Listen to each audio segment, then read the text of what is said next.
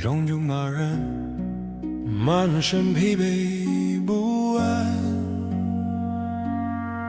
努力走了这么多年这么长，却连自己都无法喜欢。不是我不想再勇敢，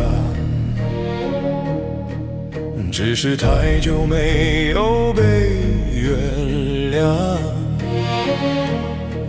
如果世界无法替我作伴，至少让我诚实地走完。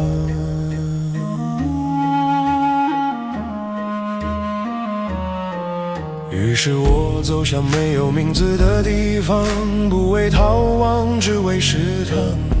当没有人再问我该怎么扮演模样，我才学会慢慢呼吸平安。他在旅途中与我并肩而战，一句不问却全然明白。那一刻我才知道被理解不必交换，只要有人愿意陪你一晚。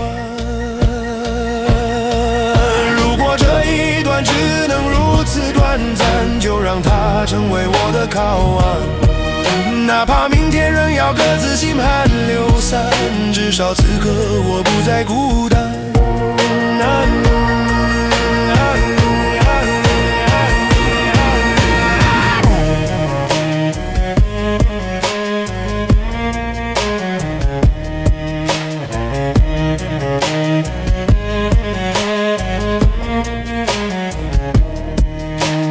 病痛悄悄夺走他的呼喊，夜风熄灭最后一盏光。我跪在天亮之前反复呼唤，却只剩自己还站在原地流浪。我还能带着这颗心走多远，走过多少无人的夜晚。若连幸福都留不住陪伴，那流浪究竟为了什么而转弯？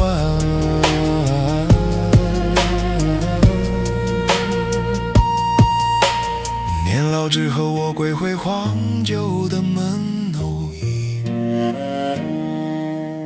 粗茶淡饭看日落收完。我对自己轻声说的平淡，你已经离，这样日子就很好看。这一生没有活成谁的期盼，